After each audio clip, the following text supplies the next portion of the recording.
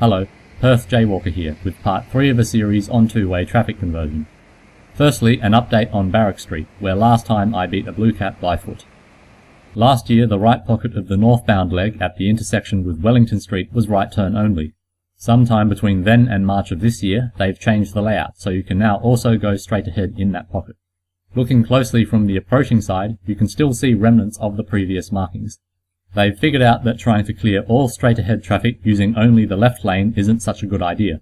Allowing vehicles to go straight from the right pocket is certainly an improvement, but the pocket is only some 30 metres long. Behind it and you'll still be stuck in single file. While 2 lanes for going straight are better than 1, it'll never be as good as 3 lanes with about twice the amount of green time, which was how it used to be. Now back to today's topic of no right turns. In the City of Perth's unrealistic example of how two-way conversion reduces circling trips and provides more route choices, it's assumed that all right turns are legal, which is what makes option 1 here possible. In practice, this isn't always the case. When converting to two-way, traffic in the new direction will conflict with vehicles turning right. Do nothing and right turners will hold up straight traffic. Add a green arrow phase and this will hold up opposing traffic. To ensure that traffic flow is still smooth, it's often necessary to ban the right turn, which is bad news for route choice. Broadly speaking, there are 3 types of no right turn associated with two-way conversion. Type 1. Originally banned turns which are still banned, even though two-way conversion of the side road makes the turn available. For instance, the right turn from Wellington Street westbound onto Horseshoe Bridge. While the bridge is now two-way, this right turn is still illegal, and for good reason. If it wasn't, then either traffic behind or traffic opposite would be held up. It's the same story if you want to turn from St George's Terrace westbound onto William Street. You can't, even though William Street is now two-way. The same goes for turning right from Wellington Street eastbound onto Barrack Street, and from St George's Terrace eastbound onto Barrack Street. Nor can you turn right from William Street onto Mounts Bay Road, even though it's now two-way, buses accepted. And finally, Francis Street eastbound approaching Beaufort Street is deliberately marked left turn only, implying no right turn, even though Beaufort Street is now two-way. Type 2. Originally legal turns which are now banned, due to conversion of either road. It used to be legal, but since 2013 you can't turn right from William Street southbound onto Aberdeen Street. The same goes for turning right onto James Street, which has been banned ever since William Street was made two-way. Heading north on Beaufort Street, conversion to two-way has seen the installation of a barrier at Parry Street, so you can't turn right there anymore. The same barrier also prevents the originally legal right turn from Parry Street onto Beaufort Street. Heading further north on Beaufort Street, you also can't turn right onto the eastern part of Brisbane Street. This entrance has been closed off with a tree planted after the conversion.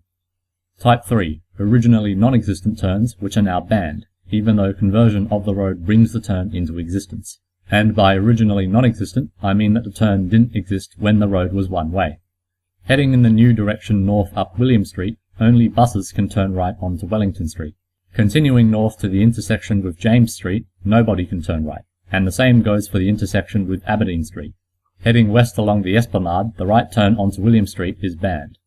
At this point, we note that while all other two-way conversions were exclusively plotted by the City of Perth, two-way conversion along the inlet surrounding what used to be the Esplanade Reserve was part of the Barnett government's waterfront development. Travelling west in the new direction along Mounts Bay Road, which Google Maps incorrectly labels as the Esplanade, you can't turn right at Mill Street. Heading in the new direction south on Barrack Street, you also can't turn right onto St George's Terrace. Finally, James Street westbound approaching Beaufort Street is marked with a left-only arrow, which means you can't turn right. In summary, Type 1 no right turns are in place here, here, here, here, here, and here. Type 2 no right turns here, here, here, here, and here. And Type 3 no right turns here, here, here, here, here, here, and here, unless you're driving a bus and turning right here or here. Back to the City of Perth's example, don't assume that all right turns are legal, even if both streets are now two-way. Instead of remembering pairs of one-way streets, you now ought to memorize these banned right turns. Some other points to make about this diagram.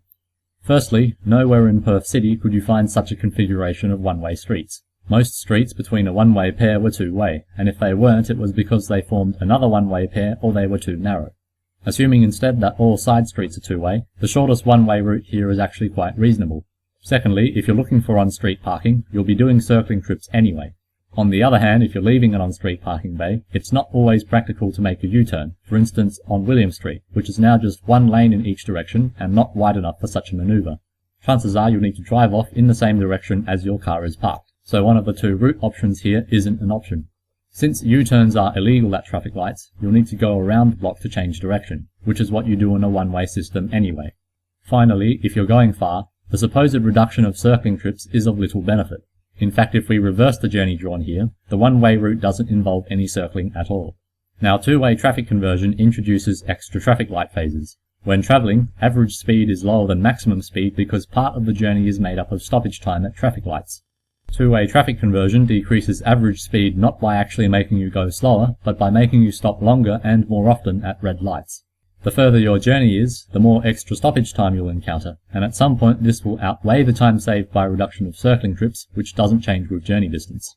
Two-way conversion only ends up improving the shorter journeys, but if the destination is just 1 or 2 blocks away, as in the City of Perth example, you shouldn't be driving anyway. Instead, get off your ass and walk. Speaking of walking, the usual argument for two-way conversion is that traffic speed is reduced, and therefore it's safer for pedestrians, but this greatly oversimplifies the issue.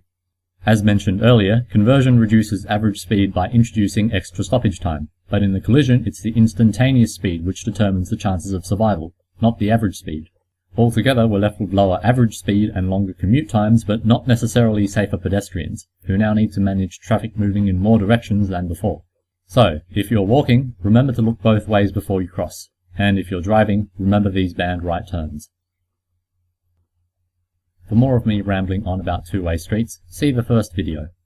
For me walking up two-way Barrack Street faster than a blue cat, see the second video.